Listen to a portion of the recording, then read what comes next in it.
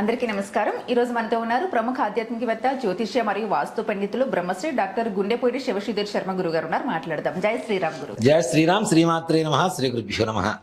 గురుగారు, మీరు ప్రతి నెల కొంతమందికి టైం ఇస్తూ ఉంటారు. అదే ఒక ఊరికి వెళ్ళి హైదరాబాద్ రాకుండా చాలా మంది దూరంగా ఉండి మిమ్మల్ని కలవాలని చాలా తాపత్రయపడుతూ ఉంటారు. అలాంటి వాళ్ళందరికీ మంత్లీకి వన్స్ వాళ్ళ దగ్గరికి వెళ్ళి కలుస్తూ ఉంటారు. లాస్ట్ మంత్ తిరుపతి వెళ్ళారు. చాలా హ్యాపీగా, చాలా సంతోషం అన్నారు. వాళ్ళు ఇప్పుడు గోకర్ణ కూడా వస్తున్నారు ఈ మంత్, చాలా మంది అందులో. మరి ఈ మంత్ ఎక్కడికి వెళ్దాం గురుగారు? అన్ని ఊర్ల నుంచి కాల్స్ చాలా మంది వెయిటింగ్ లో ఉన్నారు. బట్ మీ షెడ్యూల్స్ ని బట్టి మీరే చెప్తారని అడుగుతున్నాను. ఇక్కడ మాట చెప్పాలంటే, మనం విజయవాడ అనేటువంటిది నాకు బాగా ఇష్టమైనటువంటి ఊరు, మనసుకు హత్తుకునే ఊరు. అవును. ఇక్కడ లేదు నాన్న, ప్రతి చోట మంచి ప్రేమ గల వ్యక్తులే మన దగ్గరకు వస్తున్నారు. ఎంత అంటే వాళ్ళ ప్రేమని తట్టుకోలేము. నేను మొన్న గోకర్ణ వెళ్ళాం కదా, ఒక ఆవిడ వచ్చారు నాన్న. ఆవిడ మాట్లాడింది నాన్న, నాకైతే నిజంగా మా అమ్మగారిని చూశాను అనిపించింది. బా నాన్న, నేను చూస్తా అనుకోలేదు నాన్న, నేను చూశాను నాన్న, ఇంకా చాలు నాన్న, ఇంకా చాలు నాన్న, మిమ్మల్ని చూద్దామనే సగం వస్తున్నారు, ఇంకా చాలు నాన్న, చాలు నాన్న అంటే ఏమైందమ్మా అన్న, నేను ముట్టుకోవచ్చా దగ్గరకు వచ్చింది ఆవిడ. ఏ అమ్మ మీరు మా అమ్మ రాండి అమ్మ, అంత ప్రేమగా ఉంటారు నాన్న. అందుకని అంటే ఇక్కడ ఏదో ఒక ఊరు వెళ్ళాలి, జనాలు మన దాకా రాలేనప్పుడు జనం దగ్గరికి మనం వెళ్ళాలి తప్పనిసరిగా. భగవంతుడు ఒక జన్మనిచ్చాడు అంటే దానికి ఒక కారణం ఉంటుంది. చాలా ఇష్టపడుతున్నారు, ప్రేమతో అడుగుతున్నారు కాబట్టి అందరూ హైదరాబాద్ రాలేరు, పెద్దవాళ్ళు ఉన్నారు, ఫోన్ లో మాట్లాడతారు, కానీ అంత సంతృప్తికరంగా డైరెక్ట్ ఫేస్ టు ఫేస్ మాట్లాడేదానికి ఇక్కడ నిజంగా మాట చెప్తున్నాను, చూస్తే సగం పోతుంది గురుగారు.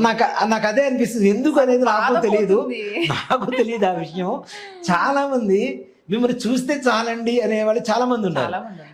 అది భగవంతుడు దయ. మా అమ్మగారు మా నాన్నగారు నాకు ఇచ్చిన జన్మ. భగవంతుడు మనకు ఒక జన్మనిచ్చాడు. ఎలాంటి మొండి వాళ్ళైనా గురుగారితో ఒక్క 10 నిమిషాలు మాట్లాడితే వాళ్ళ లైఫ్ ఖచ్చితంగా చేంజ్ అవుతుంది. ఇది మాత్రం 100% చెప్తాను నేను.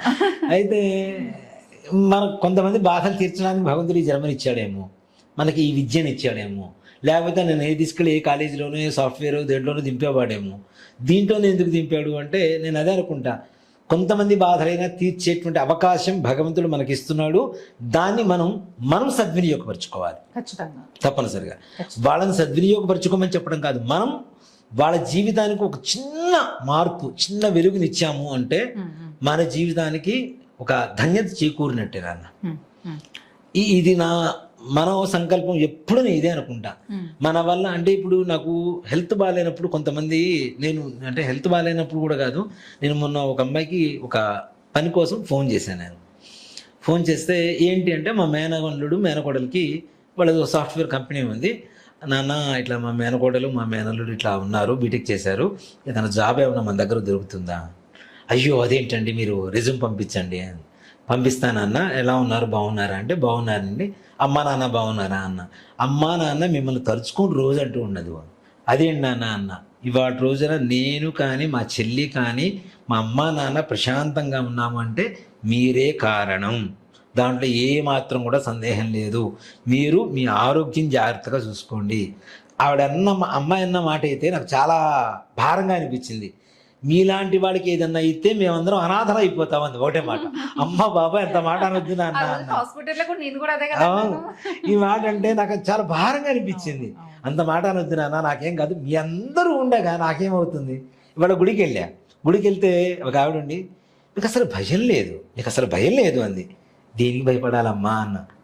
హెల్త్ బాగాలేదు, గట్టిగా అరుస్తున్నారు, అటు ఇటు పరిగెడుతున్నారు, ఏమనుకుంటున్నారు మీరంటే అంటే ఏముందమ్మా అన్న, మీకు సంబంధం లేదండి బాబు, మీకేమైనా మాకు బాధ, అందుకని మీకేం కాకూడదు, నిదానంగా ఉండండి అంటే ఇంత ప్రేమని నిజంగా భగవంతుడు నాకు ఇంత పెద్ద కుటుంబాన్ని ఇస్తాడని నేను అనుకోలేదు, కల్లో కూడా ఊహించలేదు. చిన్నప్పుడు మా నాన్నని తీసుకెళ్ళి నాకు ఎంతోమంది అమ్మల్ని నాన్నల్ని ఇచ్చారు నాన్న భగవంతుడు. అయితే నిజంగా అది పరిపూర్ణంగా విశ్వసిస్తా ఆ విషయాన్ని. అయితే మమ్మల్ని తీసుకెళ్ళాడు. హెల్త్ బాగాలేనప్పుడు చాలా మందికి మనం ఫోన్లు ఇంకా మేనేజ్ చేయలేక చెప్పాల్సి వచ్చింది. నిజంగా గురుగారు విజయవాడ నుంచి, రాజమండ్రి నుంచి, బెంగళూరు నుంచి అందరూ ఎలా ఉంది గురుగారికి ఎలా ఉందని నిజంగా ఈ సందర్భంలో వాళ్ళందరికీ చెప్పాలి. చాలా ప్రేమ చూపించారు అందరూ. నిజంగా నాన్న, నేను ఒక ఆయన నిజామాబాద్ నుంచి మొన్న మనతో పాటు గోకర్ణ వచ్చారు. ఆయనకి వంశీకి ఫోన్ చేశారట, ఇట్లా సంగతి బాగాలేదు అంటే, నేను గురువు గారికి ఫోన్ చేయను, నేను డైరెక్ట్ వచ్చి గురువు గారిని కలుస్తాను, అసలు ఆ మాట నాకు చెప్పకపోవటం ఏంటి, ఆయనకి బాగాలేదంటే నేను వస్తున్నాను అని చెప్పేసి రేపు సండే వస్తాను, గురువుగారు ఒక్క 5 నిమిషాలు నేనే ఇబ్బంది పెట్టను, జస్ట్ చూసేసి వెళ్ళిపోతాను. అంటే అంత ప్రేమ, నిజంగా భగవంతుడు అనుగ్రహం, మా తల్లిదండ్రులు ఇచ్చినటువంటి జన్మకి నాకు నిజంగా చెప్తున్నా చాలా సంతోషంగా ఉంటుంది విషయం. అంతేనన్న, అమ్మవారి అనుగ్రహం ప్రాణం మీదకి వచ్చిన చక్కగా హెల్దీగా పరిపూర్ణంగా అంటే సంతోషంగా కాన్ఫిడెంట్ గా, ఇంకా కాన్ఫిడెంట్ ఇంకా బాధ్యతగా, అంతే, దాంట్లో అనుమానమే లేదు నాన్న. అంటే నాకు అనిపిస్తుంది, ఇంతమంది మనల్ని కోరుకుంటున్నారు కాబట్టి మనం జాగ్రత్తగా ఉండాలి అనేది కోరుకున్నా శివయ్యని. ఇంకా బాధ్యత పెరిగింది కాబట్టి తప్పనిసరిగా అందరి ప్రేమ కావాలి నాకు. అందులో మొన్ననే మనం తిరుపతి వెళ్ళొచ్చాం, తిరుపతి కూడా చాలా సంతోషకరంగా వెళ్ళొచ్చాం, హాయిగా ప్రశాంతంగా జరిగింది. అలాగే ఈ జూన్ 6వ తారీఖు శనివారం అయింది నాన్న, నేను విజయవాడ వెళ్దాం అనుకుంటున్నా. విజయవాడకు వస్తాను తప్పనిసరిగా. విజయవాడలో నాకు తెలిసినటువంటి వారి ఇల్లు ఉంది. అందులో ఇంకోటి కూడా చెప్తున్నా, మొన్న లక్షదీపోత్సవం చేశాం కదా, ఆ అమ్మాయి వాళ్ళ ఇంట్లోనే దిగుతాను. ఆ అమ్మాయి కూడా కరెక్ట్ గా జూన్ 6వ తారీఖు 7వ తారీఖు వస్తుంది నాన్న. అమ్మాయి కూడా వస్తుంది ఆ రోజుల్లోనే. మరి అనుకోకుండానే ఇప్పుడు నేను చెప్తున్న డేట్ కూడా అసలు అనుకోలేదు, తను కూడా వస్తుంది. సో కాబట్టి తప్పనిసరిగా జూన్ 6వ తారీఖు విజయవాడ వస్తాను. నేను ఎక్కడ కలుస్తాను ఏంటి అనేది నేను వివరాలు తొందరలో మనం లొకేషన్ అవి అందజేద్దాము. ఎవరైనా కలవాలి అనుకుంటే దయచేసి ముందుగా 8143666818 నెంబర్కి ఫోన్ చేసి లేదా మెసేజ్ చేసి ముందుగా వివరాలు తెలియజేసుకొని నమోదు చేసుకునే వివరాలు. ఒక ఇంట్లో అంటే ఒకటి చెప్తున్నాను, ఎలాంటి ప్రాబ్లమ్స్ ఉన్న వాళ్ళు రావచ్చు గురుగారు? ఎలాంటి ప్రాబ్లం అయినా నాన్న, దీంట్లో ఒకటి చెప్తా, జాతకంలో నానా రకాల ప్రాబ్లమ్స్ ఉంటాయి. ఒక్కొక్కటి, ఒకరికి వివాహం కావచ్చు, సంతానం కావచ్చు, వ్యాపారం కావచ్చు, ఉద్యోగం కావచ్చు, లేదంటే పిల్లల విషయంలో కావచ్చు, ఏదైనా అనుకున్న పనులు కావచ్చు, అనుకున్న పనులు కావట్లేదని అనుకునేది పరిస్థితులు కావచ్చు. ఈ సమస్య అనేక రకాలు, హెల్త్ ప్రాబ్లమ్స్ కావచ్చు. ఇక్కడ ఒక్కటే చెప్తా, భగవంతుడి దృష్టిలో సృష్టిలో పరిష్కారం లేని సమస్య లేదు, అంతే కదా. అంటే without solution there is no problem. Lock key, 2 సమస్య పరిష్కారం, 2 భగవంతుడి దృష్టిలో ఒకటేసారి తయారైనవి. కాబట్టి అలాంటి పరిష్కారం మనకు తెలిసినప్పుడు ఎదురు వాళ్ళకి తెలియజేయడానికి నేను ఆనందంగా ముందుకు వస్తాను, దాంట్లో అనుమానం లేదు.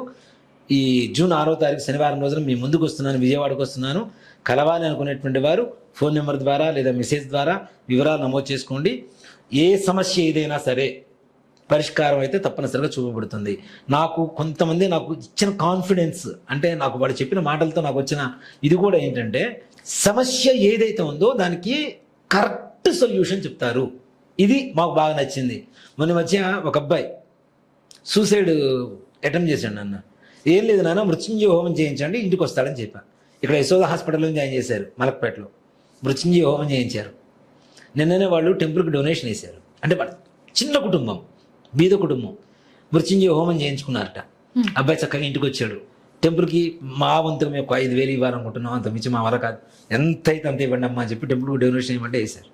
సమస్య ఎలాంటిదైనా సరే పరిష్కారం తప్పనిసరిగా జ్యోతిష్యంలో దొరుకుతుంది, అదే జ్యోతిష్యం. నిన్న ఎవరు వచ్చారు కదా నిజామాబాద్ నుంచి, వాళ్ళ అమ్మాయి లవ్ మ్యారేజ్ అమ్మాయిని డైరెక్ట్ తీసుకొచ్చారు వాళ్ళు. నేను ఒకటే మాట చెప్పాను, అమ్మాయితో సంతోషంగా, అమ్మాయి కూడా ఏం మాట్లాడారు గురుగారు అమ్మాయితో. అది ఒకటి చెప్తానన్నా, ఎప్పుడు కూడా ఎదురు వాళ్ళ సమస్యకి పరిష్కారం ఎక్కడ దొరుకుతుందంటే మన చిరునవ్వులో దొరుకుతుంది ఒకటి. అలాగే మనం ఇచ్చే వాళ్ళ ఏజ్కి వెళ్ళి మాట్లాడాలి. 70 ఏళ్ల వాళ్ళైతే 70 ఏళ్ల వాళ్ళ వయసుకి వెళ్ళి మాట్లాడాలి. 17 ఏళ్ల వాళ్ళైతే 17 ఏళ్ల వాళ్ళ వయసుకి వెళ్ళి మాట్లాడాలి.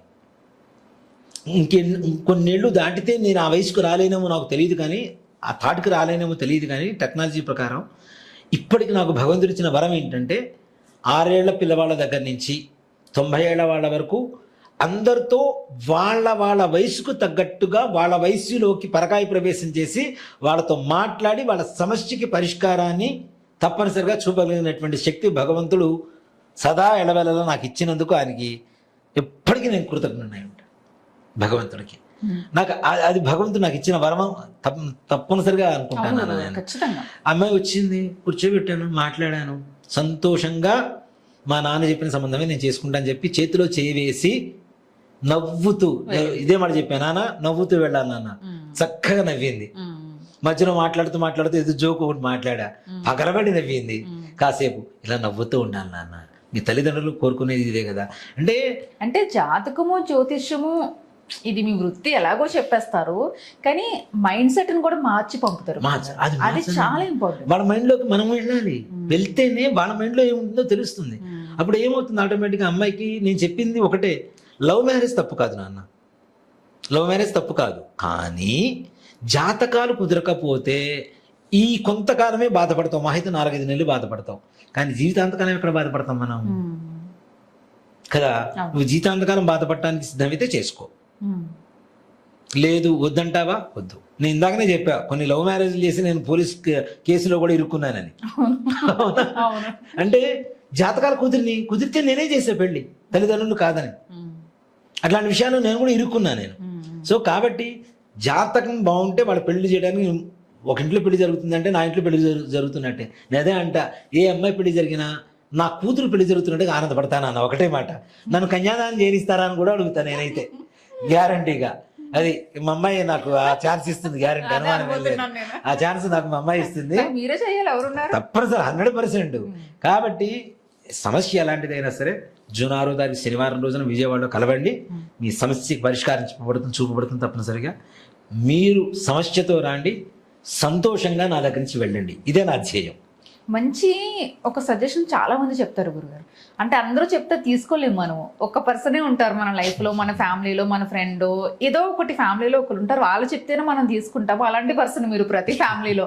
అంటే కాదు లేదు అని ఇంకా అనలేరు ఎవ్వరు, ఫాలో అవ్వాల్సిందే. మనంతా వసుదైక కుటుంబం, అందరి కుటుంబాల్లో నేను ఒకడిని, అంతే, అందరూ నా కుటుంబం, అంతే. కాబట్టి విజయవాడ వాళ్ళందరూ కూడా రిజిస్టర్ చేస్తారు. విజయవాడ చుట్టుపక్కల ఉండేటువంటి వాడు, గుంటూరు వాడు. ఎప్పటి వరకు గురుగారు? నాన్న మనకి 5th వరకు చేసుకోవచ్చు నాన్న, 6th వస్తాను కాబట్టి. అంటే ఒక లిమిటెడ్ మెంబర్షిప్, అంటే ఒక రోజులో మహా అయితే 30 మందికి 40 మందికి చెప్పగలుగుతాం. అప్పటికే ఇది బ్రెయిన్ వర్క్ నాన్న, మొత్తం మైండ్ వర్క్. స్ట్రెస్ ఎక్కువ ఇవ్వకూడదు దానికి, ఎక్కువ ఇచ్చినా కూడా తలకాయ నొప్పి. మహా అయితే 30 మందికి 35 మందికి. మనం లాస్ట్ టైం కూడా విజయవాడ చెప్పినప్పుడు ఏకంగా 35 మందికి చెప్పాం ఒకటే రోజు. ఎలా చెప్పారు గురుగారు మీరే, నాకు గుర్తుందో లేదు. అంటే అది భగవంతుడు ఇచ్చిన.